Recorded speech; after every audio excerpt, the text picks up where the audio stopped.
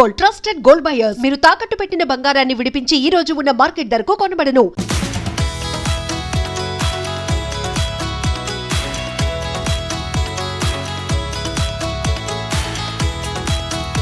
Hello Padma గారు, ఎలా ఉన్నారు? బాగున్నానండి. మేడం ఉన్నారా? తప్పకుండా. సో చూసారు కదా, పద్మని చూసిన తర్వాత మీ అందరికీ అర్థమైపోయే ఉంటుంది నేను ఎక్కడికి వచ్చాను అని. మరి ఇంకెందుకండి ఆలస్యం, లోపలికి వెళ్దాం పదండి. ఆగండి, నేను లేకుండా ఎక్కడికి వెళ్ళిపోతారు? నేను వద్దా? వెనకాల సీట్ లేదు డార్లింగ్. ఓ పని చేస్తాను, రౌండ్ వేసుకొచ్చాక మళ్ళీ నీకు ఇస్తాను, డ్రైవ్ చేసుకో. సరే కానివ్వండి మరి. Bye bye bye bye.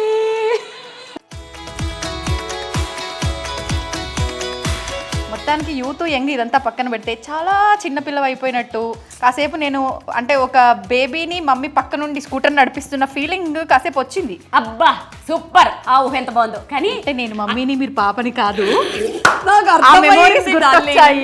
అర్థమైంది డార్లింగ్. కాకపోతే వై నాట్ అనుకోవాలి, ఎవరికి వాళ్ళే యూత్ అనుకోవాలి, చిన్నపిల్లలు అనుకోవాలి. అప్పుడే గ్లామరస్ గా ఉంటారు, హెల్దీగా ఉంటారు. తప్పే లేదు, మొహమాటం పడకండి. చక్కగా మీ పిల్లలతో, మీ పిల్లల బొమ్మలతో మీరు కూడా ఆడుకోండి, మళ్ళీ యంగ్గా ఉంటారు. అంతే.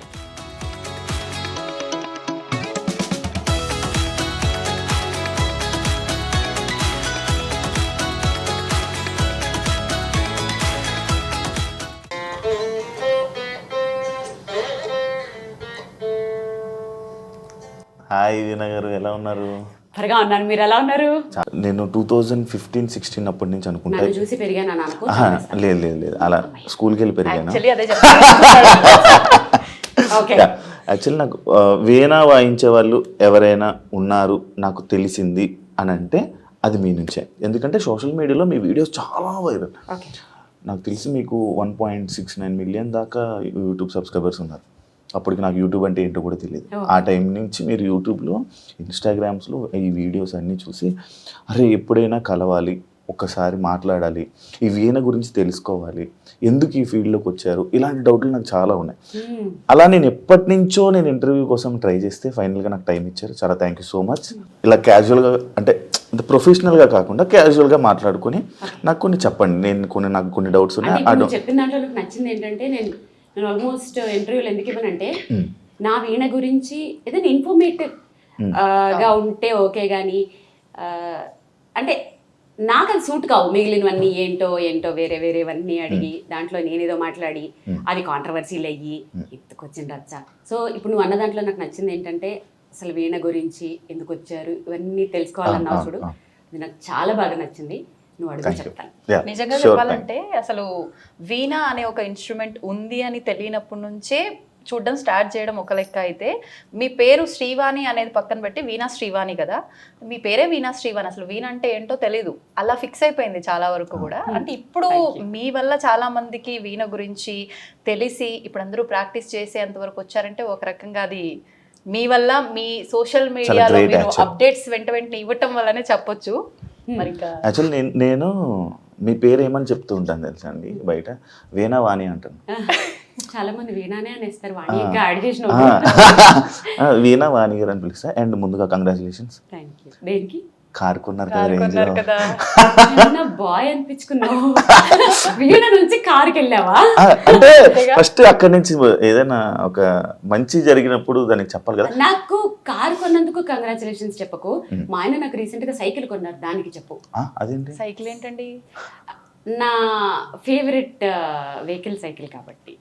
అంటే అబ్బా ఇంత ఓవర్ చేయకుండా అనకు, అంటే కార్లు చూసే ఉన్నాం యాక్చువల్లీ. సైకిల్కి నాకు ఉన్న రిలేషన్ అది మాటల్లో చెప్పలేదు, నేను ఫర్దర్గా ఇప్పుడు ఇంటర్వ్యూలో చెప్తాను. ఆ సైకిల్కి నాకు ఉన్న బాండింగ్ ఏంటి. అంటే మీ జర్నీ సైకిల్ మీద నుంచి మొదలైందా? ఎస్, స్టార్ట్ చేద్దాం ఇక్కడి నుంచే చెప్తాను. చిన్నప్పటి నుంచి అంటే మేబీ నా ఏజ్ వాళ్ళందరూ కూడా మేబీ నా అలాగే కష్టపడి ఉంటారు, సేమ్ టు సేమ్ ఉంటాయి, కొంచెం డిఫరెన్స్ ఉంటాయి అంతే. మీకు ఎవరిని నేను తెలియదు, నాకు తెలిసి దాంట్లో ఒక పార్ట్ ఏంటంటే 8th, 9th, 10th రాజమండ్రిలో ఉండే వాళ్ళకి బాగా తెలుస్తుంది. సో 8th క్లాస్లో నేను గవర్నమెంట్ మ్యూజిక్ కాలేజ్లో జాయిన్ అయ్యాను. అందరికంటే చిన్న నేనే అక్కడ. అప్పుడు ఏజ్ లిమిట్ లేదు, మరి ఇప్పుడు ఉందో లేదో తెలియదు. చిన్న అంటే ఎంత? 8th క్లాస్ అనమాట. నన్ను డైరెక్ట్ గా 3rd year లోకి తీసేసుకున్నారు. అంటే హీరో డేట్ ఆఫ్ బర్త్ కూడా చెప్పాలని అంటున్నావా? వద్దులే శివ, మరి బాగోదు. మీరు అడిగినా నేను చెప్పను కూడా. ఓకే, మీరు చెప్పకపోయినా మేము క్యాలిక్యులేట్ చేసుకుంటాం. మీకు 28 సంవత్సరాలు. ఎక్కువ చెప్తున్నావు నువ్వు. అవునా? ఏంటి క్యాలిక్యులేట్ చేశారు? చూసాక చెప్పు. 16 ఏళ్ళ అమ్మాయిలా ఆ, లేరు? కదా. అవును. ఏమన్నా శివాని కుళ్ళెక్కువ శివాని లేదు లేదు. కదా. ఇంత ఇంత అంటే యూత్ పొగిడితే- పట్టుకొని ఎట్లా అదే 26 కదా. అనాలనిపించింది? అంటే పొగిడితే నేను పొగడాలి కానీ ఈమె ఏంటి బాగోదు అయితే కదా. నువ్వు మళ్ళీ 16 అను. 16 అండి మీకు. బాగుంది. అబ్బా ఊహ ఎంత బాగుందో. స్వీట్ 16 అను. మళ్ళీ స్వీట్ కూడా యాడ్ చేయాలా? స్వీట్ sweet గా మిక్చర్ ఉంటుంది. అన్ని. సరే, ఆ ఊహ చాలా బాగుంది. ఇప్పుడు సరే, ఇంకా మనం సైకిల్ సైకిల్ దగ్గరికి వెళ్ళిపోదాం. 8th class 9th class 10th class లో నేను చాలా ఇండివిజువల్, చాలా స్టబన్, చాలా పట్టుదల.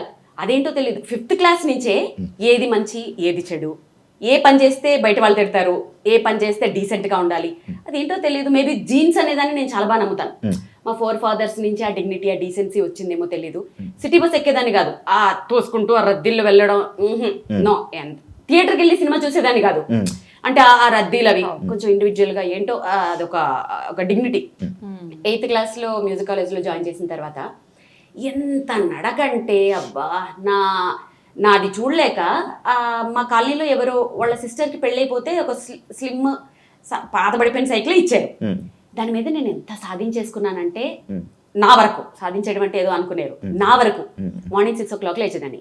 అక్కడి నుంచి మ్యూజిక్ కాలేజ్ 1/2 kilometer సైకిల్ మీద మళ్ళీ వచ్చేయాలి. మళ్ళీ అక్కడి నుంచి స్కూల్ 1/2 kilometer సైకిల్ వెళ్ళి మళ్ళీ లంచ్కి వచ్చి మళ్ళీ ఈవినింగ్ 4:30కి ఇంట్లో ఉండేదాన్ని. ½ an hour లో మళ్ళీ దేవి చౌక్ వెళ్ళాలి. అక్కడ ఏంటి, city cable anchoring, solo anchor నేను. అక్కడ 2 డైలీ ప్రోగ్రాంలు ఉండేవి. ఏముండదు, లిప్స్టిక్ వేసుకోవాలి, కెమెరా ముందు నిలబడాలి, ఒకటి లెటర్స్ చదవాలి, ఇంకొకటి మీరు కోటింగ్ పాట అనేది ఒకటి ఉండేది. అది ఆ 2 చదివేసి అన్ని చేసేసుకుని 7:30 వరకల్లా దానివైపేట పార్క్ దగ్గర మా గురువు గారు ఉండేవారు. అక్కడ క్లాస్కి వెళ్ళాలి. అక్కడికి వెళ్ళి క్లాస్ అయిపోయిన తర్వాత 8:30 వరకల్లా ఇంట్లో ఉండేదాన్ని.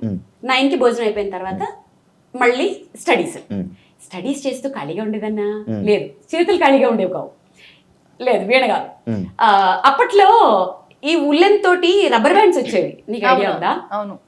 ఇప్పుడు రీసెంట్ గా మన అంబానీ వైఫ్ పెట్టుకున్నారు, నీతా అంబానీ, ముడికి లాగా ఆ నాట్ కి లాగా రౌండ్ గా పెట్టారు, ఉల్లెన్ తో చేసేది. చేతులతో కుట్టి అది మా క్లాస్ లో ఒక ఆంటీ, నా క్లాస్మేట్ ఆంటీ వాళ్ళ కూతురు నా క్లాస్మేట్ అన్నమాట. ఆవిడ మ్యూజిక్ కాలేజ్ క్లాస్మేట్. ఆమె ఆ పాప నేర్చుకుని ఆడుకోవడానికి వెళ్ళాను కదా, పాప నేర్చుకుని నాకు ఏదో చిన్న లీడ్ ఇచ్చింది అంతే. దాన్ని డెవలప్ చేసేసి ఒక్కొక్క ఫ్లవర్ 7 rupees అనమాట. ఓ పక్క చదువుకుంటూ అల్లుకునేదాన్ని. సో మ్యూజిక్ కాలేజ్ లో ఎవరైనా అందరికంటే నేనే చిన్న, నేనే క్లాస్ టాపర్. పాపం వాళ్ళకి చేతులు కూడా తిరిగేవి కావు. ఇది ఎలా వాయించాలి చెప్పవా వాడి అంటే, నా దగ్గర రబ్బర్ బ్యాండ్ కొంటారా? ఎర్నింగ్ అప్పుడే స్టార్ట్ చేశారు. నా బుక్స్ నేనే, నా చెప్పులు నేనే, నా స్కూల్ బ్యాగ్ నేనే. నేను 9th క్లాస్ లో స్కూల్ బ్యాగ్ కొనుక్కున్నాను. అప్పటి వరకు స్కూల్ బ్యాగ్ లేదు నాకు. ఇలా అట్ట మీద ఇలా పుస్తకాలు ఇలా పెట్టుకుంటారు కదా, అలాగా. ఇటు సైడ్ ఏమో బ్యాగ్, కాళ్ళకి చెప్పులు కూడా ఉండేవి కావు. కాళ్ళు కాయలు కాచిపోయి క్లాస్ రూమ్ లో పిన్నిసులు పెట్టేదాన్ని. పిన్నిసులు పెట్టి గ్రేట్ గా చూసేవారు, వాళ్ళకి తెలియదు అది కష్టంతో వచ్చినవని. సో ఆ సైకిల్ నాకు ఇన్ని సాధించడానికి ఎలా తిరిగేదాన్నో యూజ్ అయింది. కాబట్టి ఎప్పటికీ మర్చిపోను, నా ఫేవరెట్ వెహికల్ సైకిల్. ఆ సైకిల్ ఏమన్నా దాచుకున్నారా మరి? లేదబ్బా, నేను హైదరాబాద్కి వచ్చిన తర్వాత అది ఎవరో కొట్టేశారు. అరే, లాక్స్ ఏం పడవు కదా, లాక్స్ పడేవి కూడా. మా బ్రదర్ ఎక్కడికో వేసుకెళ్ళి అక్కడ పెడితే ఎవరో దొబ్బేశారు ఆ సైకిల్. ఓకే, అంటే మీరు ఇప్పుడు ఇంత సక్సెస్ అయిపోయారు కదా, ఎప్పుడైనా అంటే ఇప్పుడు మళ్ళీ మాకు తెలుసు చాలా సక్సెస్ అయ్యారు, ఎందుకంటే మిమ్మల్ని చూసి ఇంకా చాలా మంది స్టూడెంట్స్ వీణ నేర్చుకోవాలి, ఇలా మనం కూడా అందరికి జనాలకి చూపించాలి, స్టేజ్ మీద పెర్ఫామ్ చేయాలని చాలా మంది వెయిట్ చేస్తూ ఉంటారు. అది ఓన్లీ బికాస్ ఆఫ్ మీరు, మిమ్మల్ని చూసి. అంటే ఇంత సక్సెస్ అయిన తర్వాత మీ ఓల్డ్ డేస్ని ఇప్పుడు మేము వచ్చి ఒక హోస్ట్గా వచ్చి అడిగితే గుర్తు తెచ్చుకుంటున్నారా, లేక మీకు ఎప్పుడు గుర్తుంటా ఉంటుందా? ఏం అడిగినావు శివ, నాకు ఓల్డ్ డేస్ గుర్తు చేసుకున్నా షేర్ చేసుకోవడానికి ఎవరు ఉంటారు? నా పనిలో నేను ఉంటాను కదా.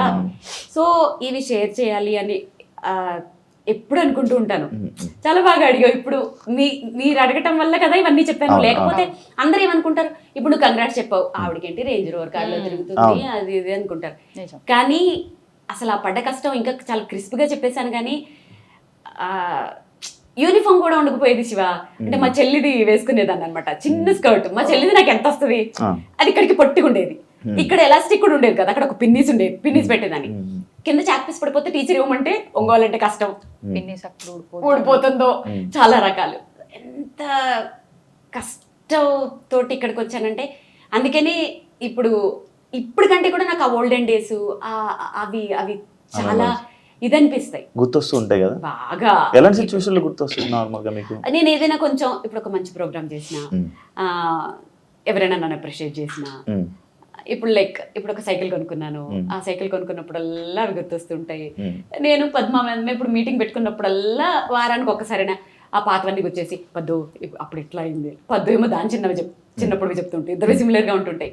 సో మేము ఖచ్చితంగా మర్చిపోను, గుర్తు చేసుకుంటూనే ఉంటాను. అది ఎందుకు హ్యాపీ అనిపిస్తుంది. హ్యాపీ అనిపిస్తుంది ఇప్పటికి గుర్తు చేసుకుంటే, మళ్ళీ కళ్ళల్లో నీళ్ళు తిరగడం లాగా. కానీ బాల్యం అంటే చాలా భయము, కళ్ళల్లో నీళ్లు తిరగడం కాదు. బాల్యం అంటే అందరికి చాలా ఇదంటారు కదా, అమ్మో నాకు బాల్యం అంటే ఎంత భయం అంటే, ఇప్పుడు చచ్చిపోవాలంటే ఒక భయం ఏంటి తెలుసా, అందరూ మళ్ళీ పుడతారు అంటారు కదా. బాబాయ్ మళ్ళీ పుడితే అలాంటి బాల్యం వస్తే ఎలా అంటే, బాల్యంలో ప్లస్లు కూడా ఉన్నాయి. అంటే ఇప్పుడు నేను వీణ నేర్చుకున్నాను, వీణ ఇప్పుడు ఉపయోగపడింది.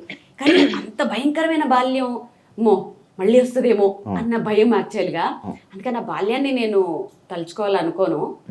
కళ్ళలో నీళ్లు తిరగడం కాదు, కానీ ఇప్పటికీ ఆ కళ్ళలు వస్తానే ఉంటాయి. ఎవరైనా హిప్నటైజ్ చేసి తీసేస్తే బాగుండు అన్న ఫీలింగ్ వస్తూ ఉంటుంది. కొన్ని హారబుల్ సిచ్యువేషన్స్ అవన్నీ కొన్ని చెప్పుకోలేనివి చాలా ఉంటాయి. మీరు చావుకు భయపడతారా? లేదా? ఇప్పుడేం భయపడ్ను. మా ఆయన ఒకటే చెప్తారు, అయ్యో నేను చనిపోతానేమో, ఎంత ఫేము. అదే ఎందుకు అన్ని అనుభవించేసాను. అంటే ఒకసారి బాలసుబ్రహ్మణ్యం గారు చెప్పారు ఒక షోలో, నేను దేనికైనా భయపడతానంటే అది నా చావుకి, ఎందుకంటే నేను ఇంకా దీన్ని అనుభవించాలని అనుకుంటున్నాను. అది వారు అనుకోవడంలో తప్పులేదు, ఎందుకంటే అలాంటి ఆయన మిస్ అవ్వకూడదని ప్రపంచమే కోరుకుంటారు కదా. ఆబ్వియస్లీ అసలు ఆయన నిజంగానే చావకూడదు, అలాంటి వాళ్ళకి చావు ఉండకూడదు అసలు. నిజంగానే ఎంత ఫీల్ అయ్యాం, ఇప్పటికే ఫీల్ అవుతాం మనం. నాకేంటంటే నేను అంత పెద్ద వాళ్ళతో పోల్చుకునేది కాదు, కాకపోతే భయం అనేది ఎందుకు లేదంటే, ఒకటి కోరికలు లేవు. నాకున్న కోరికలు చిన్నవో పెద్దవో మా ఆయన మొత్తం తీర్చేశారు, నా కోరికలు అనేవి లేవు. నెక్స్ట్ ఇంకా సాధించాలి అనేవి కూడా ఏం లేవు. నేను చిన్నప్పుడు ఒక స్లోగన్ ఉంటుండే నాకు 8th క్లాస్లో, అప్పుడు ఉదయభాను వీళ్ళందరూ యాంకర్గా ఉన్నప్పుడు, రాబోయే కాలానికి కాబోయే యాంకర్ అని. నేను మోస్ట్లీ ఒక 3-4 ఛానల్స్లో మాత్రమే వర్క్ చేయలేదు అంతే. ప్రతి ఛానల్లోనూ 100 ఎపిసోడ్స్ చేశాను. ఇన్ఫ్యాక్ట్ కొన్ని ఛానల్స్లో నేను చెయ్యకుండా కొన్ని 100 ఎపిసోడ్లు అయిపోయిన తర్వాత ఆపేస్తే ఇంకెవరు చేయలేక ప్రోగ్రామ్ తీసేసిన కూడా ఉన్నాయి. సో ఆ విష్ కూడా అయిపోయింది. ఇప్పుడు ఇది చాలు. ఇప్పటికీ 10 ఏళ్లలో మ్యాక్సిమము నా వల్ల కావచ్చు, ఇంకెవరి వల్ల అనుకోండి. చక్కగా వీణని నేను ఎలాంటి పరిస్థితుల్లో చూసానంటే, అసలు మ్యూజిక్ కాలేజీల్లో కానీ ఈ వీణలు రిపేర్ చేసే షాపుల్లో కానీ కొన్ని ఒక 20-30 వీణలు ఒకదాని మీద ఒకటి పడేసి మేళాలు ఊడిపోయి, తీగలు తెగిపోయి, బూజు పట్టిపోయి, అలాంటి సిచ్యువేషన్లో నేను వీణల్ని చూసిన నేను ఇప్పుడు ఫోటోషూట్స్కి పెళ్లి కూతుర్ల చేతుల్లో, చిన్నపిల్లల చేతుల్లో గ్రూపుగా చిన్నపిల్లలు క్యూట్గా వాయిస్తుంటే అసలు దాంట్లో నాది ఒక 0.00% నా కాంట్రిబ్యూషన్ ఉంది. చాలు, ఆశకి హద్దు ఉండాలి, ఇంకెంత ఏముండదు కదా, చాలు. కాకపోతే అక్క భయమే, మళ్ళీ పుడితే అలా బాల్యంలో ఆ బాల్యం పుట్టకూడదు, ఆ బాల్యం లేకుండా పుట్టాలి అంతే.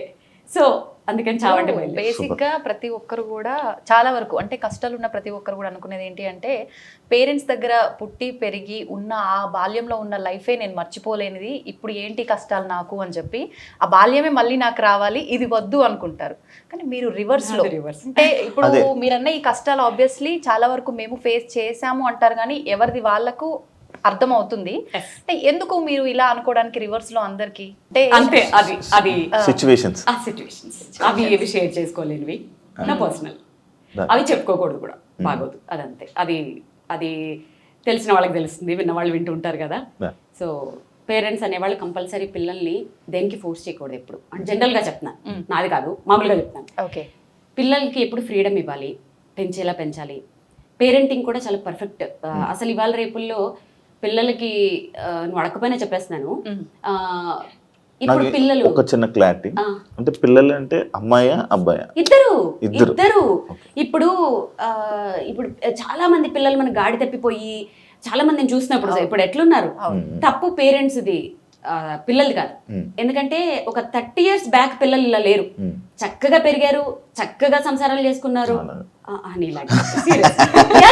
నిజంగా ఓకే, అంటే నువ్వు ఇంకా ఫుల్ఫిల్ అవ్వలేదు, హాఫ్ వరకు మంతుడని ఫీల్ అవుతున్నాడు.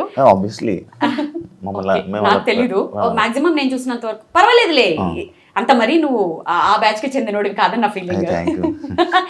సో పిల్లల్ని పెంచడం వరకు ఎట్లా అంటే 30 years బ్యాక్ వరకు పేరెంటింగ్ బాగుంటుండే, చక్కగా పిల్లలకి ఒక భయం ఉంటుండే. ఇప్పుడు ఏంటంటే పేరెంటింగ్ ఎలా మారిపోయిందంటే పాపం వాళ్ళని కూడా తప్పుపట్టలేము. ఈ ఐటీ జాబ్స్ అను ఆధునికత పేరుతో ఆఫీసులకు వెళ్ళాలి, సంపాదించాలి, ప్రాపర్టీలు కొనాలి, లోన్ తీర్చాలి, పొద్దుట లేవాలి, బాక్సులు కట్టాలి, పిల్లల్ని స్కూల్కి పంపాలి, కిందకి తీసుకురావాలి, ట్యూషన్స్ పెట్టించాలి, చదివించాలి, పడుకోబెట్టాలి. ఇదే తప్ప ఇంకోటి తెలియదు వాళ్ళకి. ఇంకేం తెలుస్తుంది? చాలా మంది పేరెంట్స్ ఏం చేస్తారు తెలుసా, ఇప్పుడు మన ఇద్దరు మాట్లాడుకుంటాం అనుకో, లోపలికి వెళ్ళి చదువుకోమ్మా అంటారు. ఇంకా లోపలికి వెళ్ళి చదువుకుంటే వాడికి ఎవరు చెప్తారు లోక జ్ఞానం? ఒక టిప్పు చెప్పనా, పిల్లల్ని పెంచేటప్పుడు ఏం చేయాలి తెలుసా? Age wise. ఇప్పుడు 2nd class పిల్లడు ఉన్నాడు, వాళ్ళు ఎంత ముదురులు ఉంటారు తెలుసా? వాళ్ళు అక్కడ ఆడుకున్నట్టే ఆడుకుంటారు. మా మమ్మీ వాళ్ళు ఏం మాట్లాడుకుంటున్నారో చెవులన్నీ వీళ్ళ మీదే ఉంటాయి. అప్పుడు ఏం చేయాలి తెలుసా? అవును, మొన్న పిల్లోడిని ఎవరో కిడ్నాప్ చేశారట, కళ్ళు పీకేశారట తెలుసా పాపం, ఆ పిల్లోడు ఇప్పటి వరకు దొరకలేదట. అయినా నా బాబాయ్ ఎంత బాబాయ్, మా బాబు చాలా మంచోడమ్మా, చాలు ఆ అప్రిసియేషన్ చాలు. వాడు 5th classకి వచ్చేంత వరకు దారిలో ఉంటాడు. మళ్ళీ 5thకి ఇంకొకటి వేయాలి, టీనేజర్కి వచ్చాక ఒకటి వేయాలి. అంటే వాళ్ళ గురించి మాట్లాడుకుంటున్నామని తెలియకుండా ఇండైరెక్ట్ గా ఫ్రెండ్స్ తో మాట్లాడుకుంటూ బయట ఏం జరుగుతుంది, సొసైటీ ఏం జరుగుతుంది, ఇలా ఒక పేరెంటింగ్ కూడా ఒక ఆర్ట్. అంతేగాని పిల్లల మీద బతకాలని, పిల్లల సంపాదనల మీద బతకాలని, పిల్లల్ని హెరాస్ చేసే పేరెంట్స్ నాకు చాలా తెలుసు.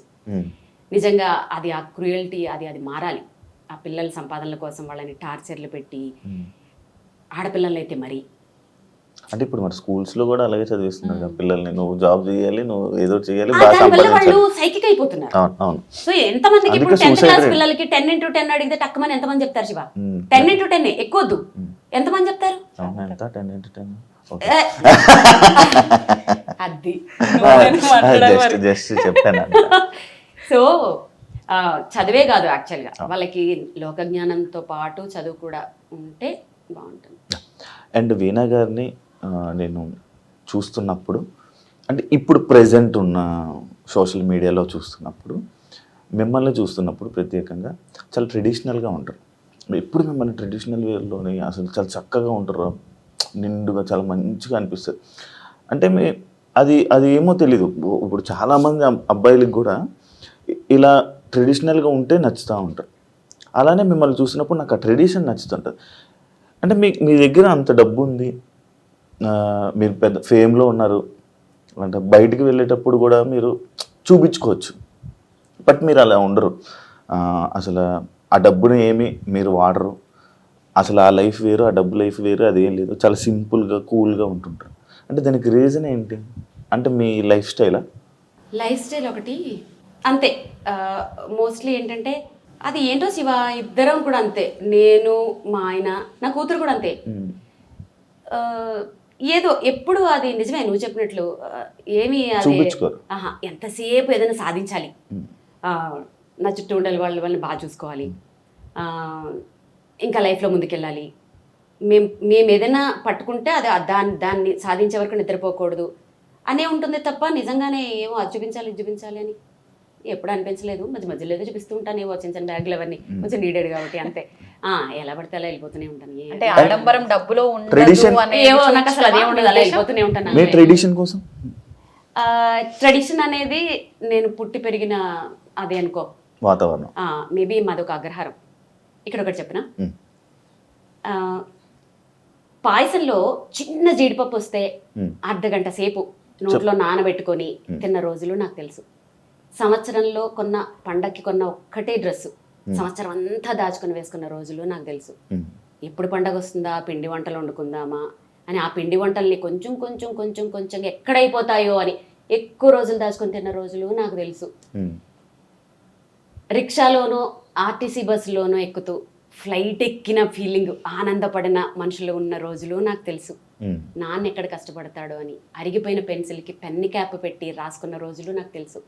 అమ్మ పడుతున్న కష్టానికి ఆ చిన్ని చేతులతో పనులు చేసిన రోజులు నాకు తెలుసు. మనకేముందో ఆ తృప్తితో పక్క వాళ్ళకు ఉండేదాన్ని చూసి ఆనందిస్తూ ఒక ఫంక్షన్కి వెళ్ళి మనుషుల కోసమే, ఆడంబరాలు కాకుండా మనుషుల కోసమే వెళ్ళిన ఆ మనుషులు ఉన్న రోజులు నాకు తెలుసు. సాయంత్రం ఒక అరగంట వచ్చే ఆ తెలుగు ప్రోగ్రాం కోసం మార్నింగ్ అంతా ఆ టీవీల కోసం ఎదురు చూసిన మనుషులు నాకు తెలుసు. దూరదర్శన్, డిడి దూరదర్శన్, ఇలాంటి రోజులన్నీ నాకు తెలుసు. అలాంటి రోజుల నుంచి నేను వచ్చాను. ఇప్పుడు సమాజం అలా లేదు. ఎందుకంటే సమాజానికి అన్ని ఎక్కువైపోయి అంటే అవైలబిలిటీ ఎక్కువైపోయింది. మొహం మొత్తే అంత ఎక్కువైపోయి ఇవన్నీ.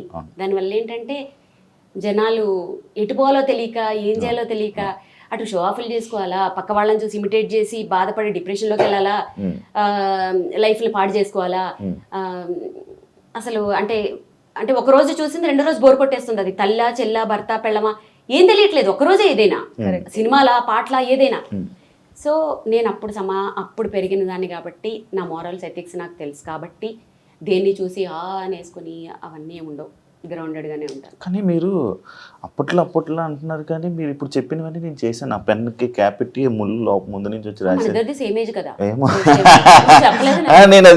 నేను అది చేసా. ఇంకోటి ఇంకా ఏవో ఉన్నాయి, కొన్ని ఉన్నాయి. అవన్నీ నువ్వు చేసిన దాంట్లో మేబీ మళ్ళీ కవర్ షాపింగ్ మాల్ కవర్స్ లోని బుక్స్ ఎగ్జాక్ట్లీ అవన్నీ అల్లరి చిల్లర చేస్తలు అయి ఉంటాయి. కాదు నేను అవి చాలా బాగుండేది తెలుసు అప్పుడు నిజంగా. అప్పట్లో స్కూల్ బ్యాగులు అంటే అబ్బా అంటుండే, స్కూల్ బ్యాగ్ లా పాడా చెయ్యి నొప్పి ఎక్స్చేంజ్ మళ్ళీ ఇది ఇటు ఆపి హవాయి చెప్పులు పారాగాన్ చెప్పులు పిన్నిస్ కింద నుంచి షూకి బొట్టలు దగ్గర కన్నం ఉండేది. మరి మా నాన్న షూ ఇంకా కొంచెం రిచ్ శివ, మాకు షూలు సాక్స్ లేవు. అంటే స్కూల్ కాదు మ్యాండేటరీ కదా ఆ టైంలో, మాకు షూలు లేవు కాబట్టి.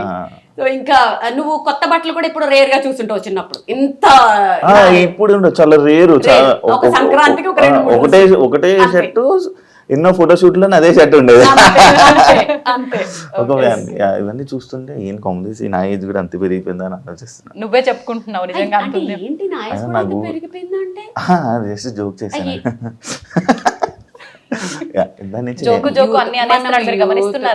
గమనిస్తున్నాను, వాళ్ళు కూడా గమనిస్తున్నారు.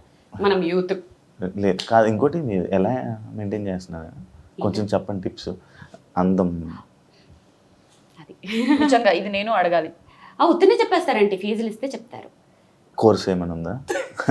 ఇది ఇంకా కోర్స్ అయితే ఇంకా ఎక్కడ వినోద్ కోర్స్ పెడదాం మీరు. ఓకేనా? మేము వీణా క్లాసెస్ కి మాత్రమే ఫీజులు ఇస్తాం, బ్యూటీ కోర్సెస్ కి ఇవ్వం. అబ్బా అసలు అదే డిమాండ్. అయితే చెప్పం సీక్రెట్.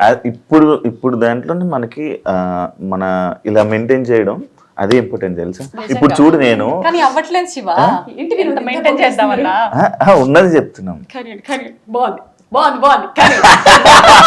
ఉంటే కుళ్ళుకొని అంటుందేమోలే మీరు పొగడానికి. ఏంటి మీరు పద్దు గురించి చెప్తున్నారా? ఎవరైనా నన్ను పొగిడితే మా పద్దు పక్కన నుంచే అసలు అది వేస్తుంది నా మీద జోకులు, మీరు వెళ్ళిపోయిన తర్వాత వేస్తుంది, వాళ్ళకి తెలియదండి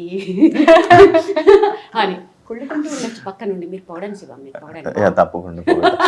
అండ్ ఇంకోటి వీణ ఇది మీరు చేయించుకున్నదా కస్టమైజ్? ఇప్పుడు వీణల్లో నేను చెప్పాను కదా ఈ 10 years లో నేను చేసింది. ఎంతమంది చేశారో నాకు తెలీదు. ఫస్ట్ నా వరకు వచ్చే వరకు ఈ మేళము ఇప్పటికీ నాకు సెట్ అవ్వలేదు. ఈ షడ్జమం వరకే చేస్తే కరెక్ట్ గా చేస్తున్నారు అంతే. ఇక్కడి నుంచి అన్ని హెచ్చులే.